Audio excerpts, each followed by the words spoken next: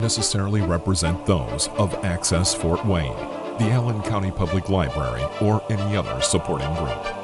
Access Fort Wayne is a department of the Allen County Public Library. If you or anyone you know might be interested in making a television show, please call 260-421-1250.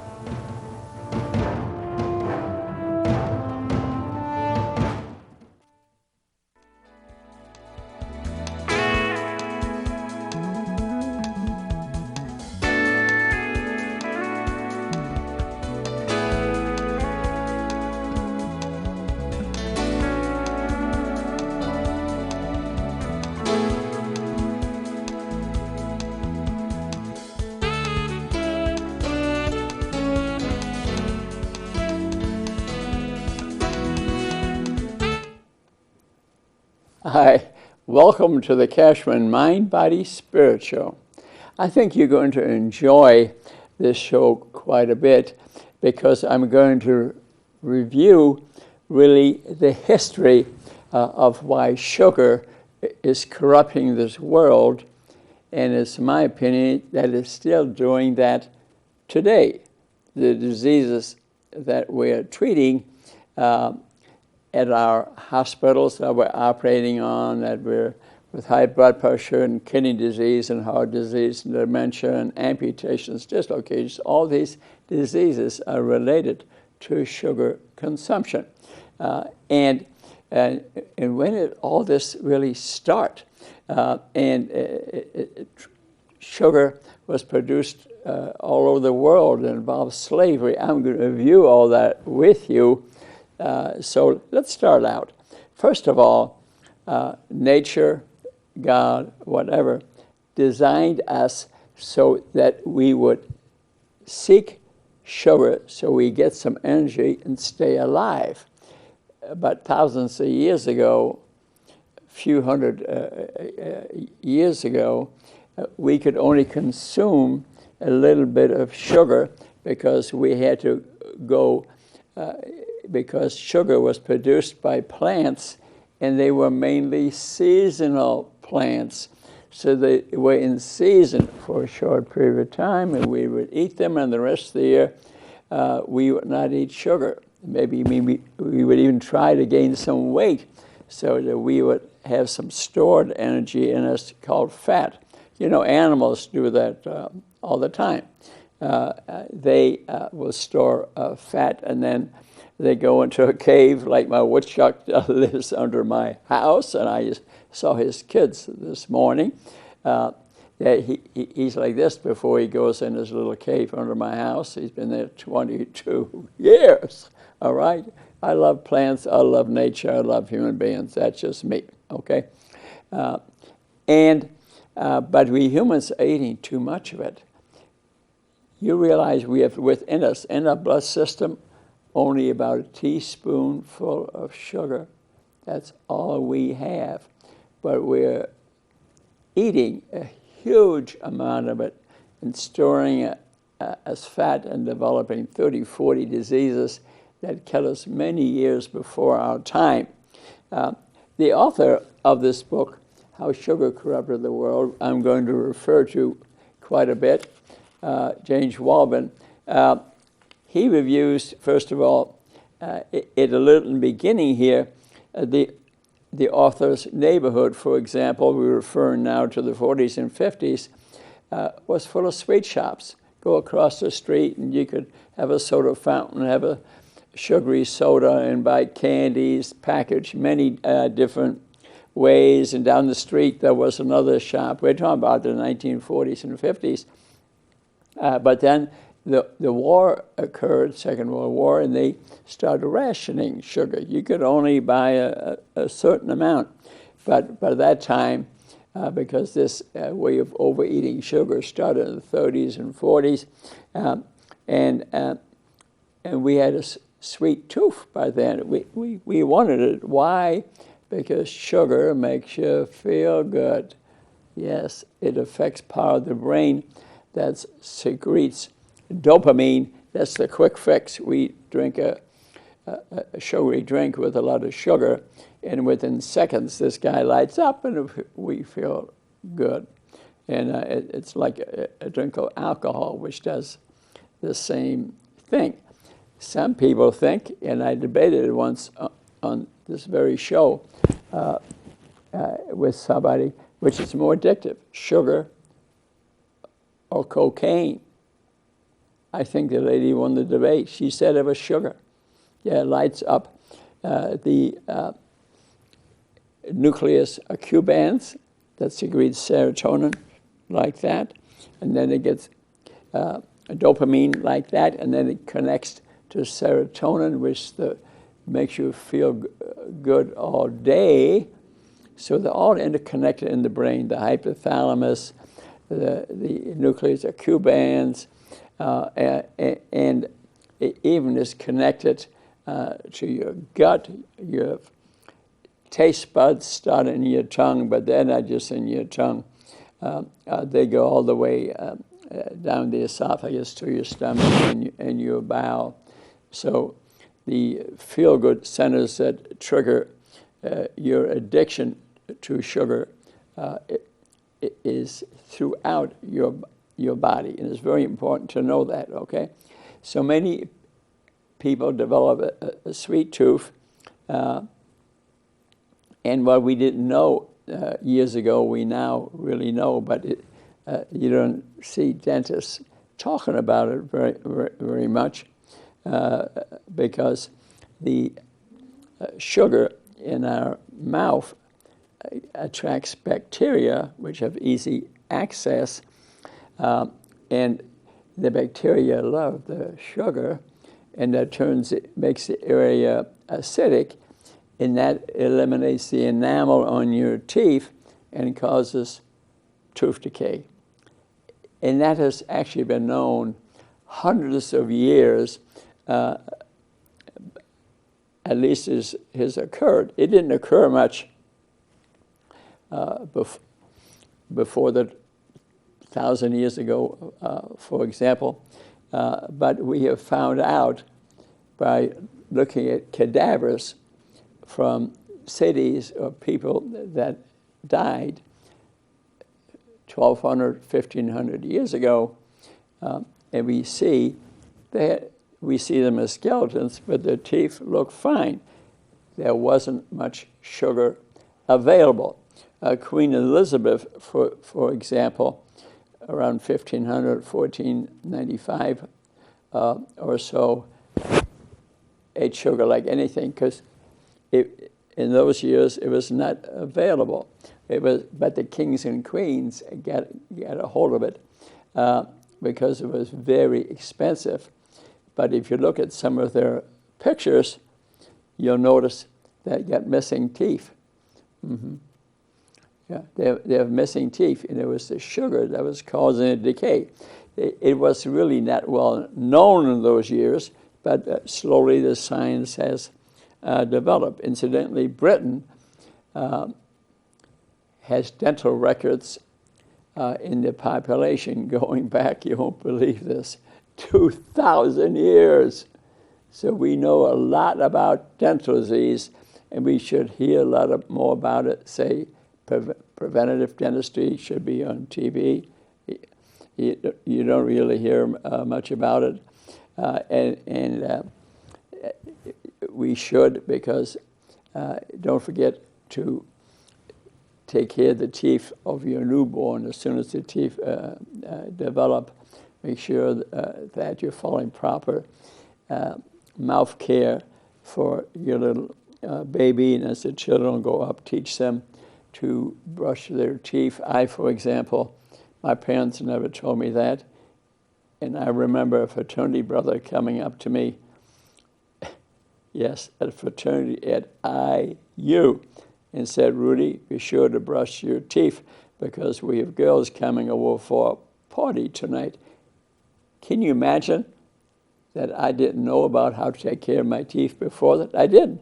No one taught me. So I think it's very important to teach this to your children. But only the kings and queens are the ones who could afford sugar hundreds of years ago. But eventually it spread so it was much cheaper. And many became addicted to it. And we had rationing of sugar in the Second World War, and that rationing ended in 1953. And then in England and America, we started adding sugary products to coffee and tea, and that even increased the addiction. Yeah. In France, they added so much sugar to their coffee that if you took a teaspoon, it would stand up when you put it in your coffee cup. Yeah. Can you imagine? But people didn't know the science, and it made them feel so good. Even myself, who has generally good health habits, if someone were to lay a donut in front of me in the morning and it looked real good, I might just grab it, in spite of eating this sort of thing and not addicted to sugar. But that nature, evolution is designed in us to seek that, which makes us feel good. So I don't feel guilty when I'm talking about this period. But in 1942-53, sugar was added to everything. And candy shops, soda shops, every food we ate, we added sugar. We all went to the dentist. Many had missing teeth. I remember me as a child going to the dentist and having some teeth pulled because of trouble, pain. But my parents and even the dentist didn't say you got to brush your tooth every day. If they did, they certainly didn't do it in a manner that I reacted to it. So false teeth became common, and so then in 2016, Coca-Cola decided to do something about it, at least to a point. They started making some drinks without sugar, but they put in sugar substitutes, which also affected your GI tract in your brain, and they became addictive. So if you're looking at no sugar drinks today, be careful, read the labels, what's in there. The thing to drink is water, plain water. That's what I drink, because these other ones have in it resveratrol and other enzymes which can have other health effects and can also be addictive. So in the 1600s, sugar was a luxury. Only the rich could eat it. And what was interesting, and when the rich and the kings and the queens, when they had a party and in their castles, they would have a gathering, they would have statues out of sugar. They would have carriages out of sugar. They would have horses made out of sugar. And it was just to let people know that you had royalty, to let you know that you had a lot of money. It was very expensive. But they would have a party where everything that you were looking at was made out of sugar. Can you imagine that? But in the 17th century, sugar became a bit cheaper. And by the 1800s, even the poor could afford a few sugary products. Not a lot, but today we have staggering volumes compared to those years. Okay, but Brazil actually was a big producer of sugar before we started trading it much more in the Canary Islands of Africa and in the Mediterranean, and eventually slavery got involved. So let's talk about that.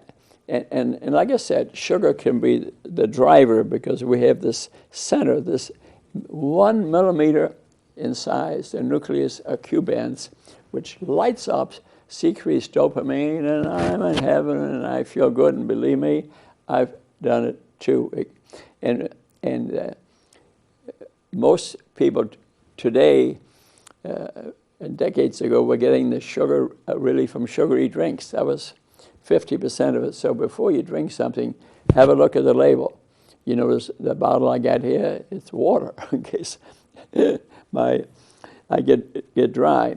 So, but you know, sugar is written about even in the Bible. But honey was the main source of it hundreds of years ago. Okay, hundreds of years ago, and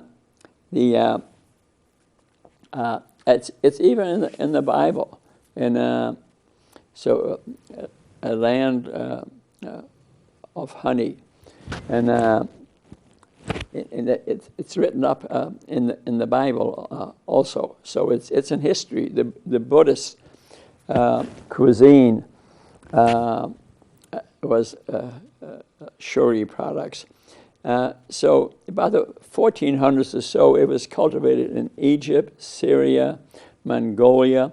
You know, sugar spread. It started in Asia, and then Egypt, and the Middle East, and then the Mediterranean, but people were consuming a small amount, not a huge amount, in the Mediterranean trade, and they got some of the sugar from sugary plants in Africa, but it wasn't a huge deal.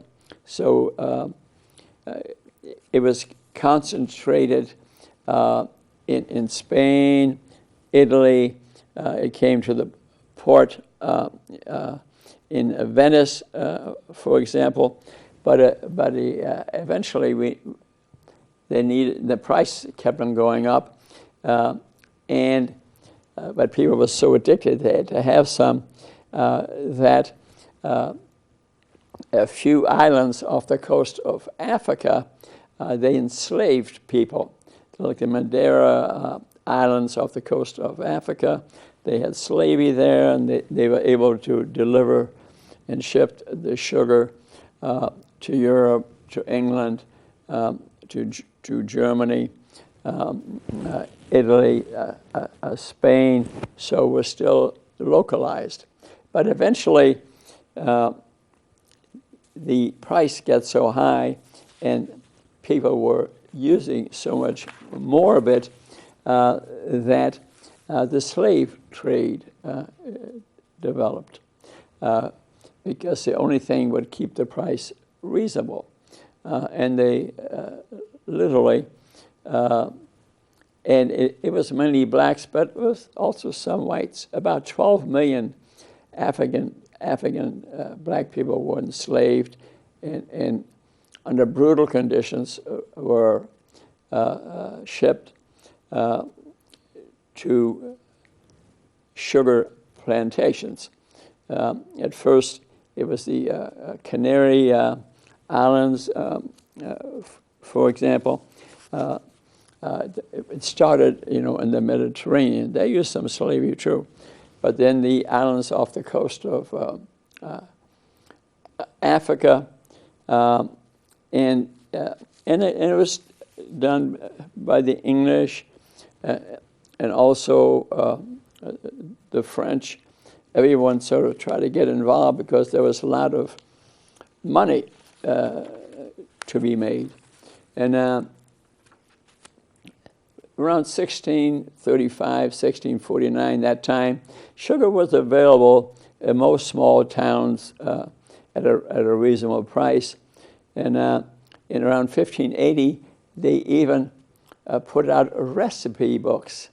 Yes, they even put out recipe books. But all of them, and you can still find them in the library, but every one of them had sugar in it as a main ingredient.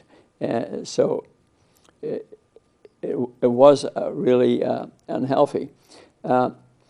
the price of sugar eventually came down, especially when they discovered the fructose in plants and fruit, and then when the Japanese discovered the enzyme that could convert the fructose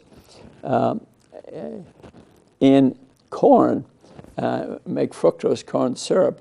It was extremely sweet, even more addictive than regular sugar, and that dropped the price tremendously, and they could spread throughout the world.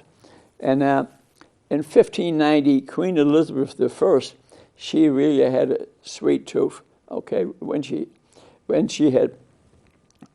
was invited to a party, they had statues, all types, all made out of sugar. They could afford it, but her teeth turned yellow.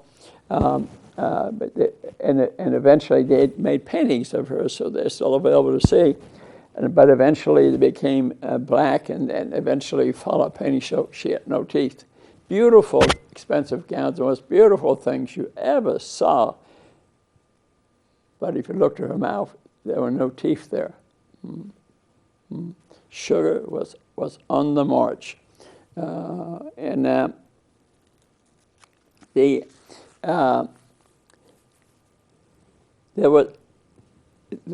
was an explosion in Greece. Mount Vesuvius blew up, and the whole city, Athens, was buried underneath the ground, and it laid there. This occurred over 1,000 years ago, and about many years later, they dug some of the bodies up, and they saw the skeletons, and they saw the teeth. They found very little dental disease. See, they did not have sugar available in the amounts that we're eating sugar today. So that was part of the scientific discovery that sugar is related to the teeth.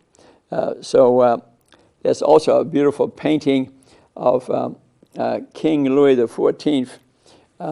Beautiful outfit, gorgeous, and you might not notice it.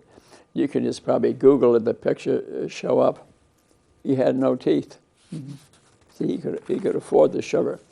And as I already mentioned, Britain had dental data going back 2,000 years.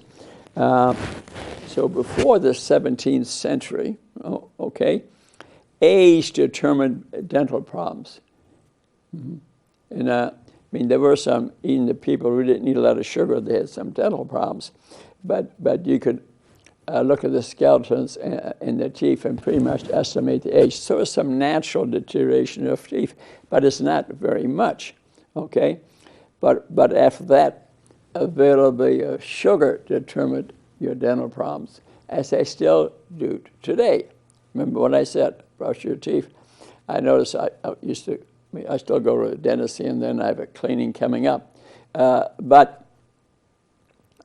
little inflammation here and there stopped completely when I started brushing my teeth using mouthwash twice a day.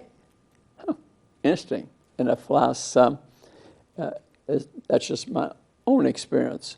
Haven't had a pain there for about 1.5 years. Yeah. I double my brushing. Just before I go to bed, I'm brushing my teeth and flossing and using mouthwash. I'm sure there are better dental habits than that I discussed, but I'm just saying I'm doing it every day. And years ago, and they still have them today, obviously, all kind of sweet concoctions, candy stores, everywhere. They're less now. They're still available. Today. And smoking tobacco also affects the teeth. It constricts the blood vessels, and the nicotine affects the teeth. So keep that in mind too. But the French people, 18th century, and they took over some of the islands in the Caribbean, okay, like Jamaica in the 18th century, and they enslaved the people, and all those islands in the Caribbean was filled with about 2 million, okay, Santo Domingo and Jamaica and all those islands, filled with about 2 million natives who, and I've seen pictures and written about them, they were the most beautiful people in the world, gorgeous.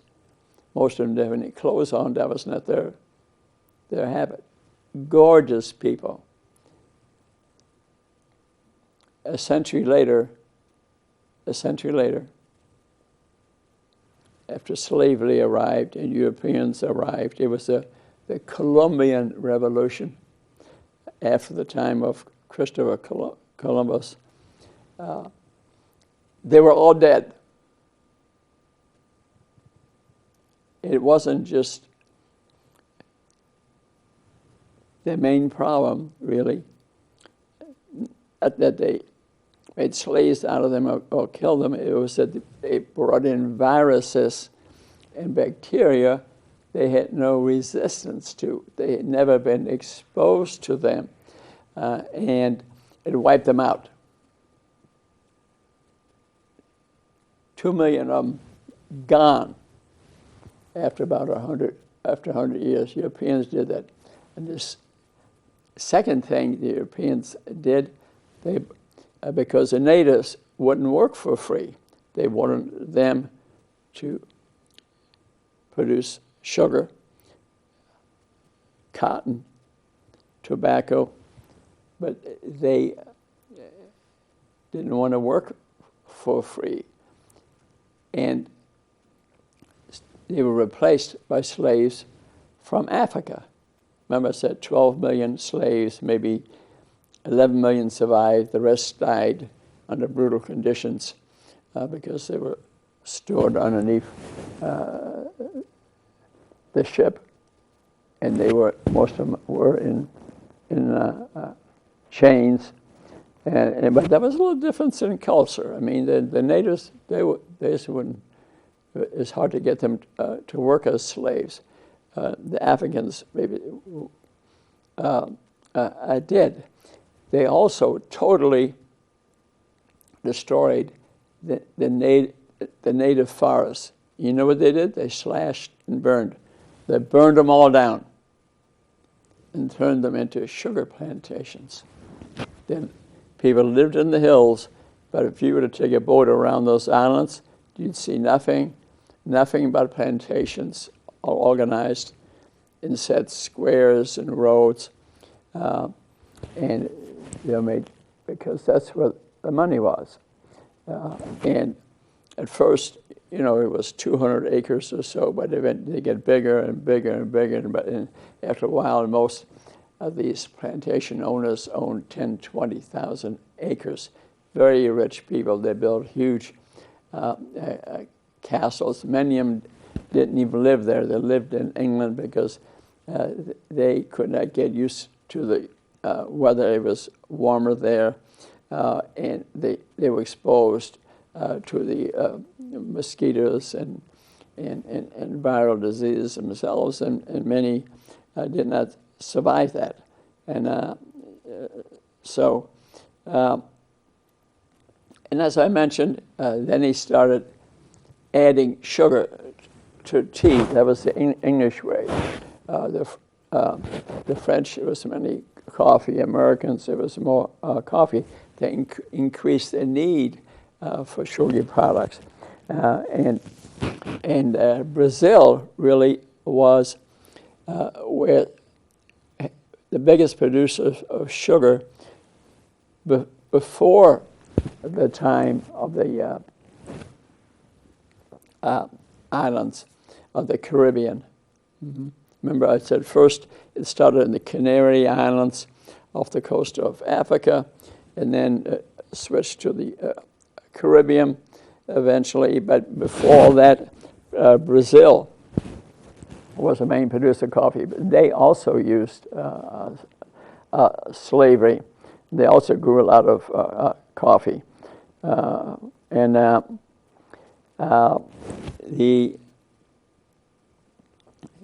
Even the children of the slaves had to work.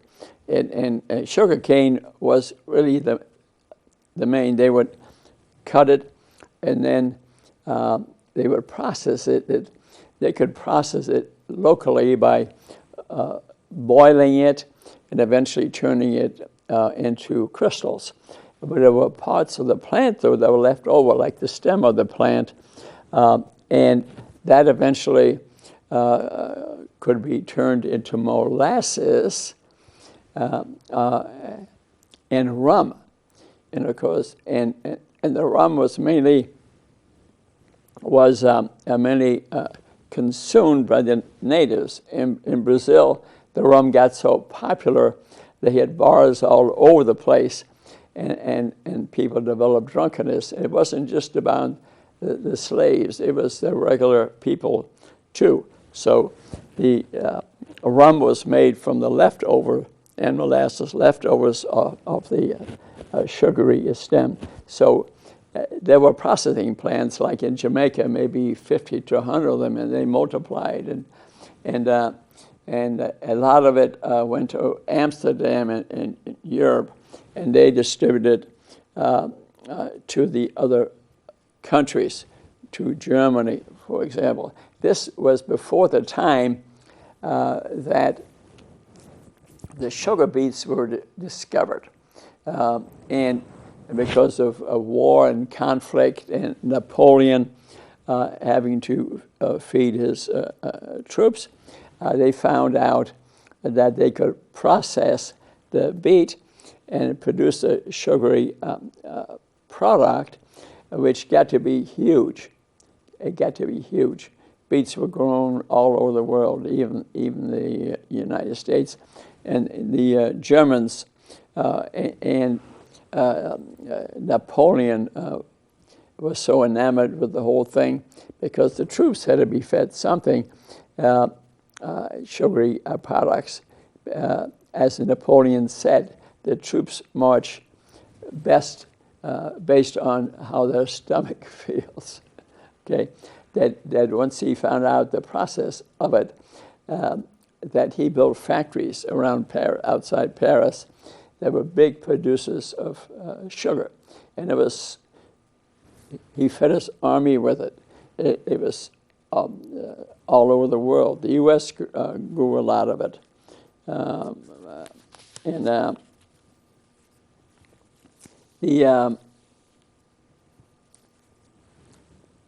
eventually, the people on the island of Haiti, Santo Domingo, the natives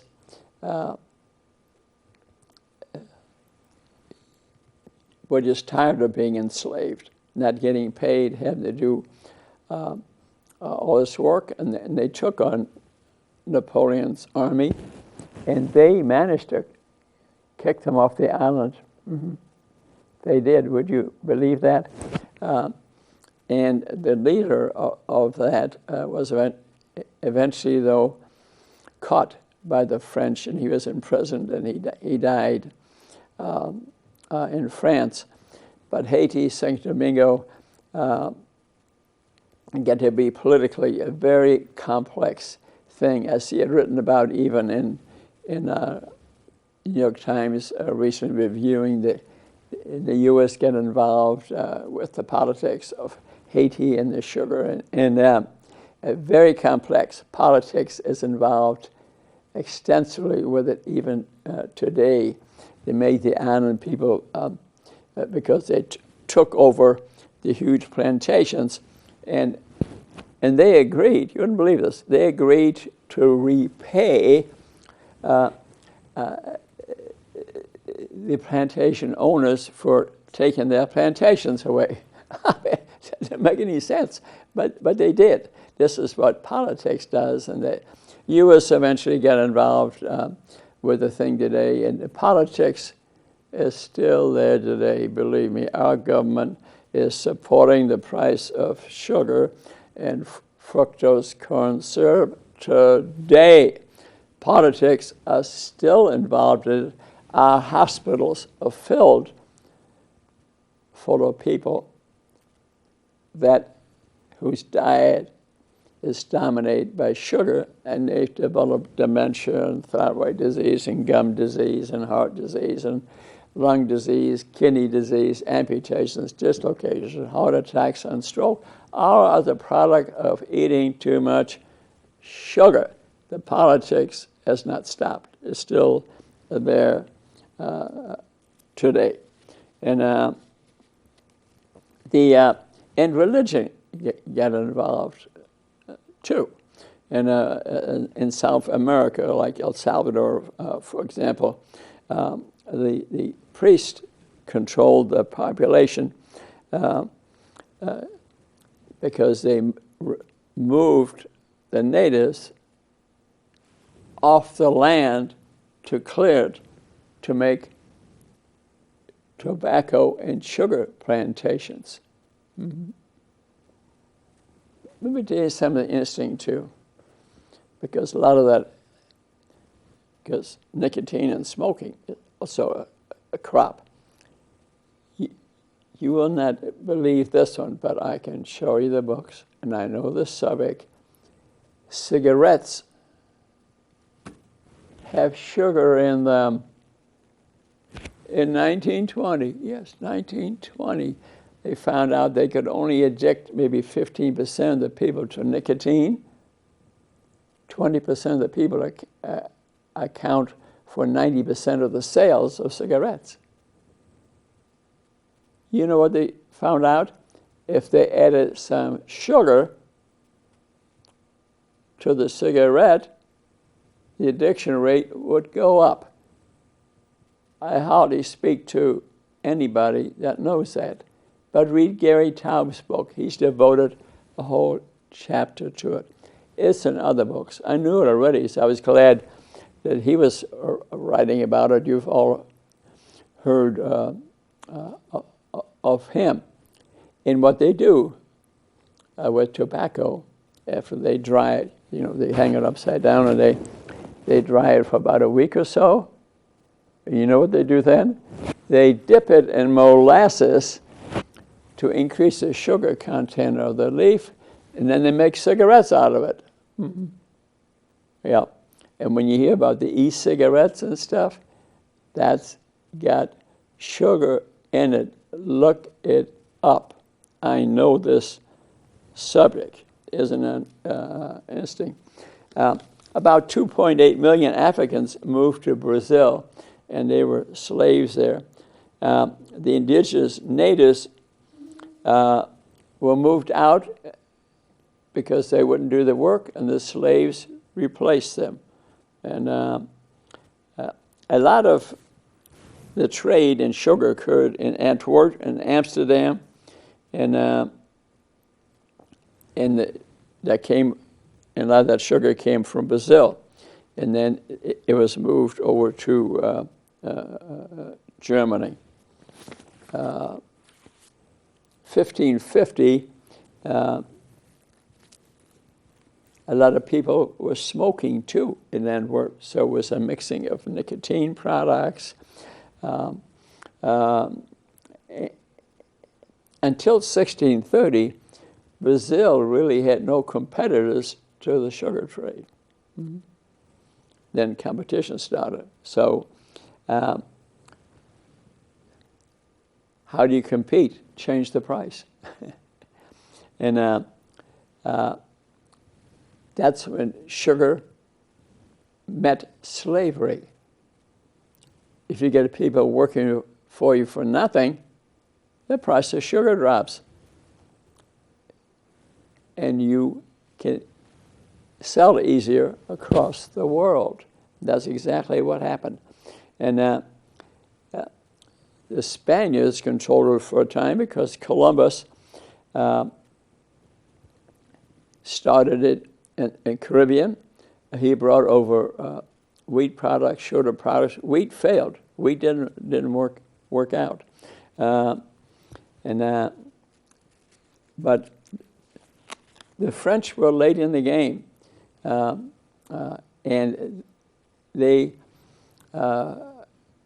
and this for a time was an imperial game. The kings and queens are the ones who regulated the land and the ships. It was Columbus's second trip that he brought over all kinds of plants and sugary plants and changed the topography of the islands.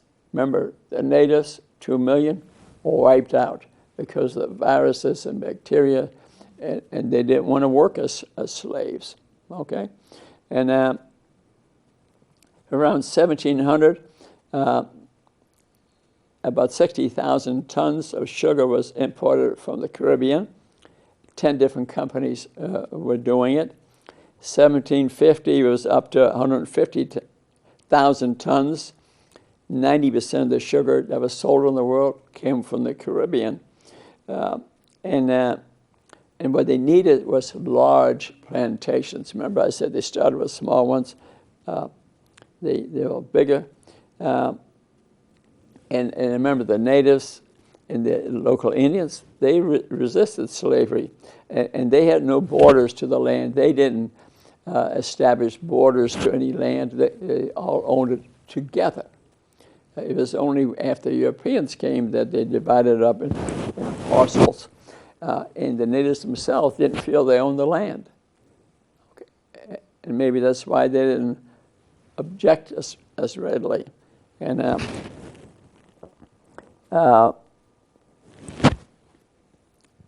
I would say, what would Martin Luther do? Okay, and you want to pay them back for all that's occurred? How upsetting it is. I know what Martin Luther King would do. He wouldn't kill them. He wouldn't shoot bullets. He wouldn't bring out tanks. What he would say, don't eat the sugar. That's my point. Eat less sugar. That will have a tremendous impact on the industry because our food is processed now. They took off the coverings, the germ and the brand, so that you eat the endosperm, the sugar. And remember, the sugar goes to your brain and addicts you pretty quickly. You can get addicted to sugar pretty quickly. I still think that'd be a great approach. Don't eat the sugar. It was not till the 1850s or so that morality started to play a part in slavery. That in England especially, there were about 10 people there that met regularly that brought up the moral point of view of slavery. You know, it's interesting, the recent shootings that we have seen with the 19 children that died the other day, and we're speaking about guns. I mean, big guns were used. And what TV I was watching, how do you change the culture? Okay. And a minister called in, and he started talking about the morality of it. Sound familiar? That's what they did with slavery, the morality. The morality of killing the children. What's in common? I mean, the guns are in common. Hard to change the children. You can work at it, but what's in common is instruments of destruction. So to morally look at it from a moral standpoint, not a constitutional standpoint, kind of interesting. I just bring it up because it's similar to what they used at that time, and slavery was eventually stopped. The English stopped shipping them, I think, in the 1830s, and then we had the Civil War, and we managed to stop slavery. But I wrote a book called Eating Sugar, The New Slavery. And I was thinking about it today, but is it really new? We've been eating it for a long time, but when you think of a specific people who were enslaved to work in the fields to produce sugar, get out of slavery, but then again, and it's not just black people, it's white people too, were enslaved by sugar. Fortunately, I feel free of it. I don't have to eat that donut. I can drive by, but other people are so addicted, they just got to eat sugar every day, so it can't be an addiction. And in some people, it has to be addressed like that. And to be open-minded, okay? And of course, I mentioned that the clearing of the land in the Caribbean and wherever they're planting sugar, it has tremendous environmental impact in Brazil, and the Caribbean Islands, and everywhere. We grow it now in the U.S. Sugar is grown all over the world. Has great environmental impact. We have to slash and burn and cut down trees and bushes, and less oxygen is sent up to the sky, and we have global warming now. So the natural world is being erased by this excessive sugar consumption. And the natives, I already mentioned, were erased from the face of the world. 2 million people, beautiful people, friendly people, nice people who treated the incoming Europeans very well. And the original natives were called the Taino people, T-A-I-N-O, Taino people, and they came from South America, and they settled these islands. They had no effect on the local ecologies. What they did was consistent with what was already there. They didn't slash and burn, did anything unusual to people. They didn't take property lines. They shared the property, and Hispaniola was. Which I think was Haiti, Dominican Republic, I guess was Haiti, had about 1 million people. Jamaica had about 60,000 people. Cuba about 150,000 people. So about 2 million lived in the Caribbean. And but when Columbus came, it was really the Columbian cataclysm. He was the beginning of the destruction of it, and he was used to a government that was run by the kings and queens, the monarchs. So it was called the Columbian cataclysm, monarchical government, kings and queens. The natives were naked versus Europeans arrived with lances and weapons and horses, and they had no chance against the Europeans coming in.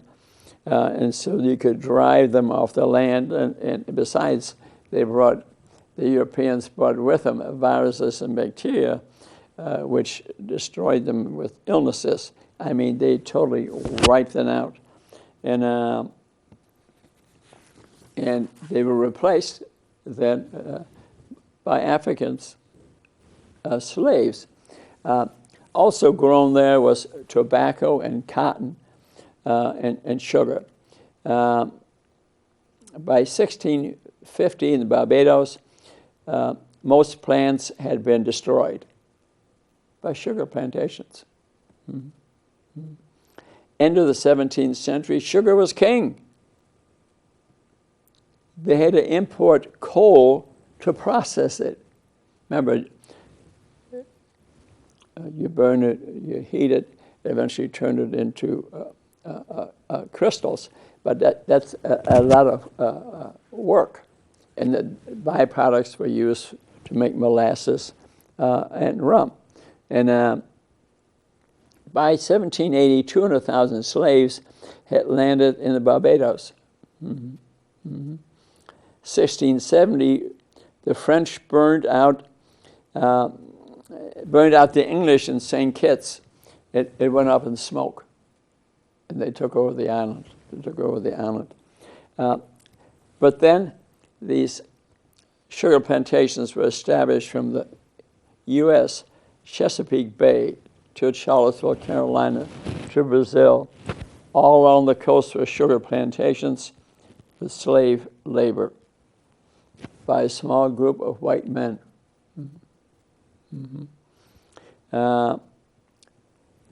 When slavery finally was ended, remember we had the Civil War, England stopped shipping slaves around the 1830s. Growing sugar didn't stop.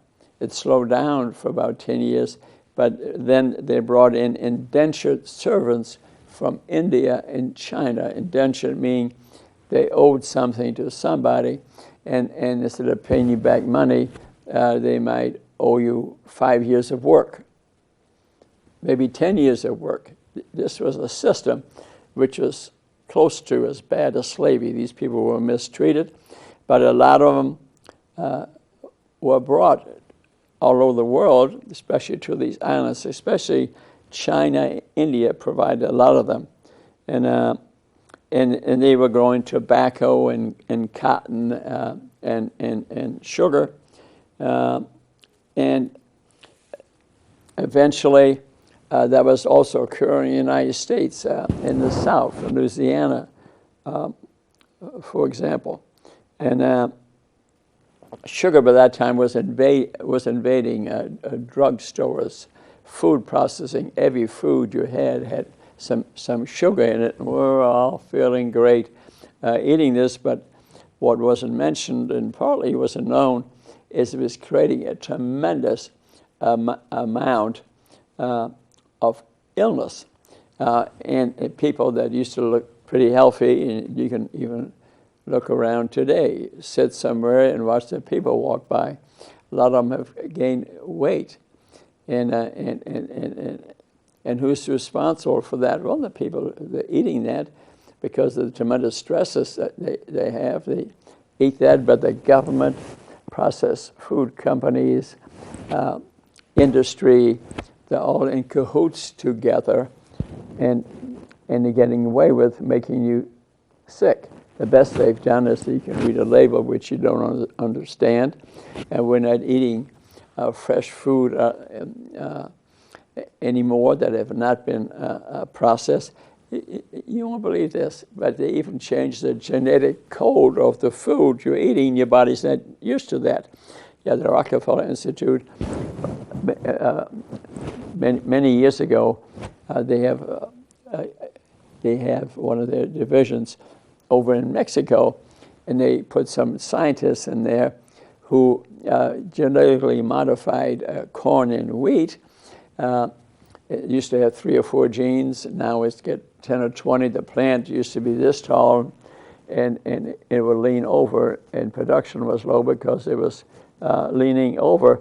They managed to genetically figure out to make wheat into a very short plant, and lo and behold, it had a lot of product on it, and they could increase sales, and it spread it throughout the world. The only thing is they didn't realize that, or maybe they did, is that the genetic code has been changed and was affecting the human body. So these people that were starving across the world, we were saving lives, but we're killing them with chronic disease because the genetic code of the food has changed. Very interesting to read about that. I even saw an interview of the scientists that discovered that increased the food consumptions throughout the world. The story is told in Minnesota at a conference I was at the university, and I was walking through, and there's this tablet, and the whole story is there, but I already knew it. I already knew it. And but again, you know, you have to be informed. And Asia got involved with this a little bit too, and we started adding sugar to tea and coffee, and that spread the amount needed by a lot. And then the Chinese discovered porcelain, and to put sugar in porcelain, it sure made it look good, and we started getting enamored with porcelain sugar bowls. Yeah, and they were brought over here, and the porcelain was brought here, and sugar was sent to back to Asia and Japan, and but sugar and porcelain was a perfect match for tea and coffee, and as I already mentioned, the French would put so much sugar in their coffee, the teaspoonful would stand up because they became sugar addicts. And chocolate came around too, and it was sweet. So tea, coffee, sugar, they all addicted us. And a lot of that in the 1700s, huge amounts of tea were imported from China. And the English went more for the tea, we went more for the coffee. Remember, we had a conflict, and part of the conflict between the United States and Britain that occurred is because the kings and queens want to make some more money, and we were importing the sugar, and they knew we're addicted to it. And coffee, they start putting big taxes on it. And in the U.S. had certainly sugar addicts too, and friction occurred, and eventually resulted in the war. And so what they found out is that if you increase the tax on sugar, this is interesting, that people will use less of it. And that may be the answer for us in the end, increase, like in Mexico, increase the tax on sugar. It's called the elasticity of demand. And there are locals who probably are running a sugar addiction rate higher than even us. And of course, the diabetes rate is going like this.